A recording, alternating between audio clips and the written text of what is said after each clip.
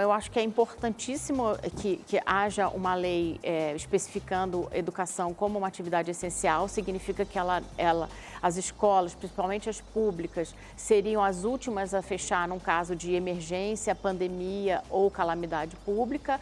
Hoje não é, então, por exemplo, a gente está cansado de ver quando tem uma enchente numa cidade, muitas vezes se fecha a escola, ou até na eleição, né? Fecha a escola na sexta, fecha na segunda, quando tem uma eleição no domingo para arrumar e desarrumar a escola para as eleições, e a gente não deveria fazer isso, né?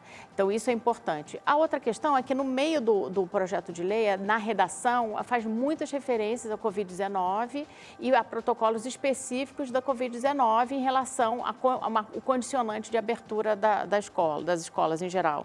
E aí eu acho que fica um pouco datado, né? Mas para o caso, atualmente, a relatora, que é a deputada Joyce Hasselmann, optou por deixar o texto muito ligado à Covid. Eu acho que não precisava, eu acho que tinha que deixar mais claro, dizendo, olha, os protocolos são técnicos, eles devem ser justificados, fechamento e abertura de escola deve ser justificado por questões técnicas, epidemiológicas, etc., pelo executivo local, prefeito ou governador. Quer dizer, surge um novo vírus, né, que não seja um coronavírus, não seja Covid, eles vão poder fechar do mesmo jeito. Não é isso, é porque alguns aspectos dessa lei vão ficar desatualizados.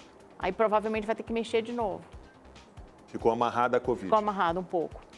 Críticos ao projeto, Ilona, dizem que é uma interferência na prerrogativa de estados, municípios, prefeitos e governadores. Como é que você responde a essa Não, de jeito nenhum. crítica? A redação é super clara. O fechamento das escolas e a abertura estaria condicionada a um ato do executivo local, justificado tecnicamente por parâmetros epidemiológicos, por exemplo. Então, por exemplo, no caso da Covid, que as crianças demonstradamente são menos impactadas pela doença, não se justificaria fechar as escolas, né? Mas, por exemplo, num recrudescimento da pandemia, os prefeitos e governadores, como houve agora recentemente, com dias até com mais de 4 mil mortes diárias, nesse caso, pelo projeto, eles poderiam fechar. O decreto não, desculpa, esse projeto de lei, ele é claro no sentido de dar na mão do executivo local a prerrogativa de fechar ou não, desde que faça uma justificativa técnica. Faltou muito na pandemia uma justificativa clara. A gente sabia que as crianças pegavam menos a doença